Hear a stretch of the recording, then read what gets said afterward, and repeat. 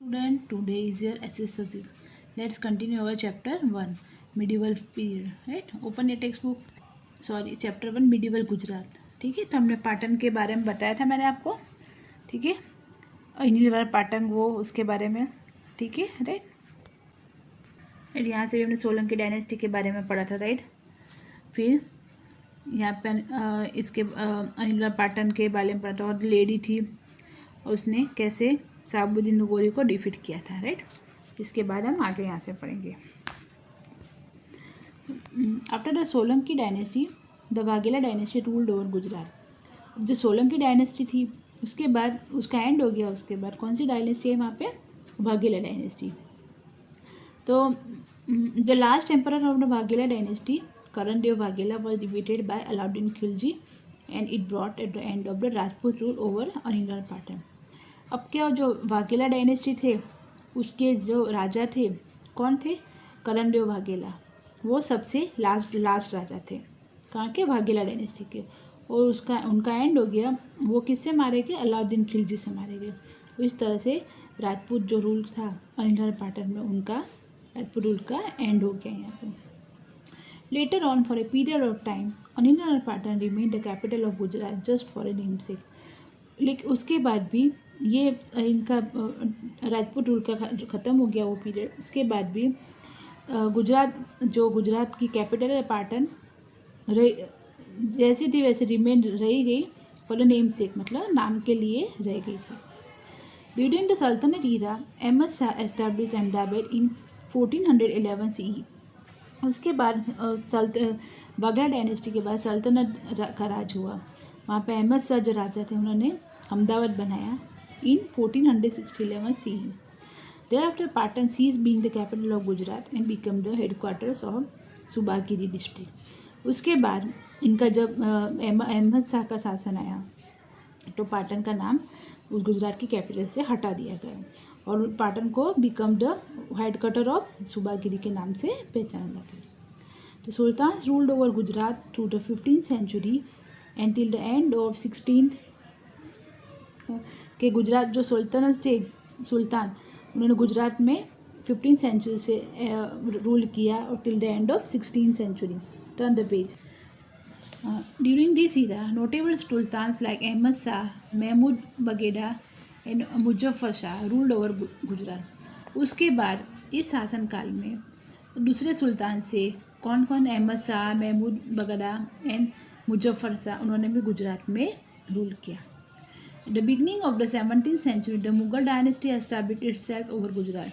उसके बाद 17th century के बिगनिंग में मुग़ल डायनेस्टी थी, उन्होंने भी गुजरात में एस्टेब्लिश किया, मतलब उनका भी रूल शुरुआत हुई. Thereafter many other kingdoms came into existence in Gujarat. उसके बाद काफ़ी सारे राजा यहाँ पे राज करके गए. Now एडमिनिस्ट्रेशन मतलब राज्य को कैसे चलाना, कैसे चलता था. During the Solanki era the king was the most powerful of all. जब सोलंकी डायनेस्टी का शासन चल रहा था तो उस टाइम पे उसके जो राजा थे बहुत ताकतवर होते थे. कैसे थे? पावरफुल यानी ताकतवर. The various department of the kingdom were handled by different minister. और जो डिपार्टमेंट में अलग अलग डिपार्टमेंट होते थे उनके राज्य के, वो उनको अलग अलग मिनिस्टर हैंडल करते थे. मतलब सबको अलग अलग काम दिया जाता था या बांटा जाता था. The most important minister was known as महामत्य, who looked after the finance department, Shri करण. तो क्या जो सबसे इम्पोर्टेंट डिपार्टमेंट था वो कौन सा था? महामत्य. उसको क्या बोला जाता है? महामत्य.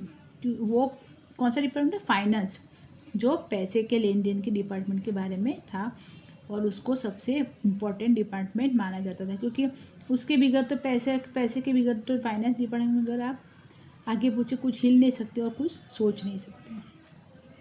The most important department of the administration was known as mandal. तो सबसे इम्पॉर्टेंट डिपार्टमेंट है, इसको क्या बोला जाता था? मंडल बोला जाता था.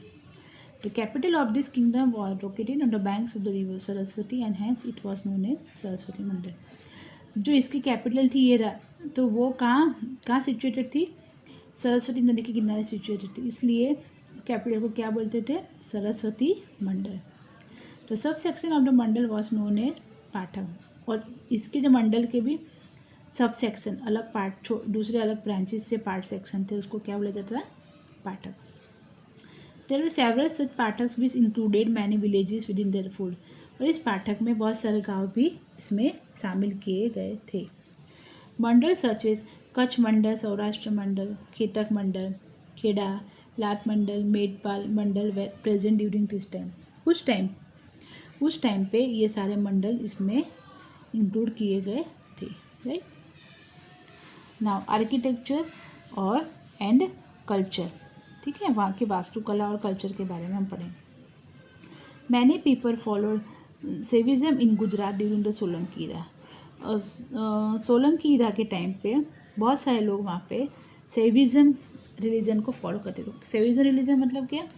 जो शिव भगवान की, शंकर भगवान की आराधना करते हैं, उसको क्या बोले? सेविज्म। At this time Somnath was a prime centre of सेविज्म।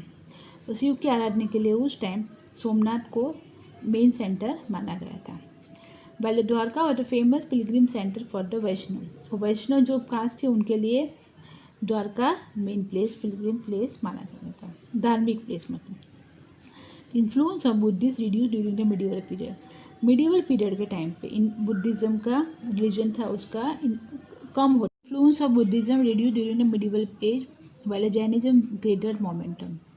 उस टाइम पे बुद्धिज़्म का जो रिलीजन का जो प्रभाव था वो कम होते गया मिडिवल पीरियड में, और जैनिज्म का जो बढ़ता गया। एज ए रीजन मैंने मैग्निफिकेंट जैन टेम्पल्स बिल्ड। उसके कारण काफ़ी सारे जैन टेम्पल्स उस टाइम पे बनाए गए। This period also show the progress of the architecture, sculpture and painting. उस टाइम पे काफ़ी सारी मूर्तियाँ बनाई गई, पेंटिंग बनाए गए, ठीक है, और वास्तुकला का प्रोग्रेस काफ़ी कुछ देखने को मिला। The architecture of this time exhibited the Rajasthani style of temple carving. उस टाइम पे राजस्थानी स्टाइल जो थी कार्विंग करेंगे टेम्पल पे, उसकी कला की, वो काफ़ी कुछ फेमस हुई, पॉपुलर हुई।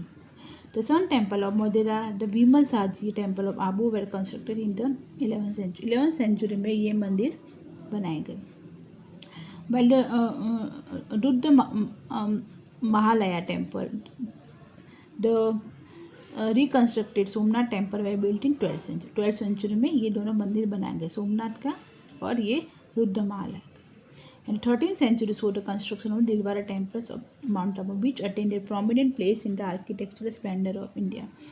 उसके बाद 13th सेंचुरी में माउंट आबू का दिलवारा टेम्पल कंस्ट्रक्शन किया, उसकी कला की बहुत मतलब बहुत पॉपुलर हुई, बहुत बस उनकी प्रशंसा की गई, right. Now next page. Along with the temple of architecture of Gujarat, other architecture works such as lakes, gates, gateways, arches of temple, तोरण were also included. इस बहुत सारे मंदिरों के साथ में गुजरात में तालाब, फोर्ट्स, किले, गेटवेज और टेम्पल्स जो तोरण के शेप में थे वो भी इंक्लूड हुए। अमंग ऑल द कीर्ति तोरण of Vadnagar is very famous. और ये जो वडनगर का था कीर्ति तोरण, वो काफ़ी कुछ फेमस हुआ जो तोरण के शेप में था। Manuscript way usually return on palm leaves. Manuscript मतलब कि जो हाथ से लिखे, वो किस में लिखे जाते थे? पहले तो कोई पेपर तो कुछ था नहीं, इसलिए हाथ से लिखते थे, पेन कुछ नहीं था, किस में ताड़पत्र में लिखते थे उसके ऊपर। Margins when drawn along the 4 sides of this 2-3 feet long. और ये पाम लीव्स के उसमें मार्जिन्स भी लिखे जाते थे उस टाइम पे, सोचो आप, पाम लीव्स में। And 2-3 inch wide leaves are and within that limited space. तो उसी स्पेस में वो लोग मार्जिन पे सेट करते थे और लिखते भी थे।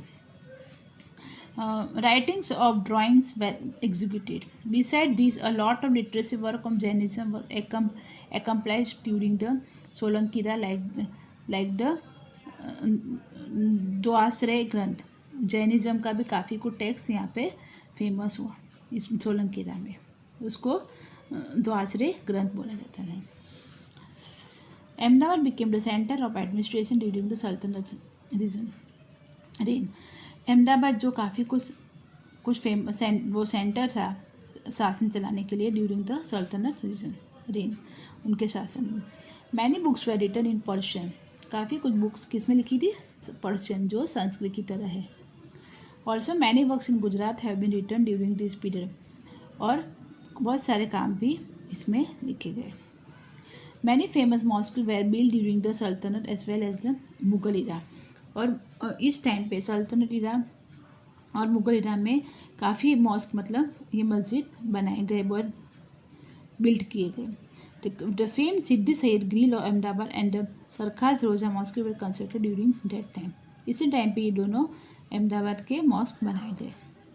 Thus during the medieval age for almost 560 years Gujarat was ruled over by the Rajput dynasty, later by the Sultanate era and the Mughal era. तो करीबन medieval period, इस medieval ये ना बीच वाला पीरियड जो था, फॉर ऑलमोस्ट 560 ईयर तक गुजरात में राजपूत डायनेस्टी ने राज किया। बाद में सल्तनत इरा और मुगल राजाओं का भी शासन चला। This is evident from the architecture Splendor and literacy works of that period. तो ये हमको कहाँ से प्रूफ मिलता है? उनकी आर्किटेक्चर जो वास्तुकला से और लिटरेसी वर्क से हमको ये सारी जानकारी मिलती है। ठीक है, तो बच्चों यहाँ पे लेसन ही ख़त्म हुआ है। अब ये लेसन फिर से समझना और कोशिश करना, इसको अच्छे से पढ़ो। Right, okay then, good bye.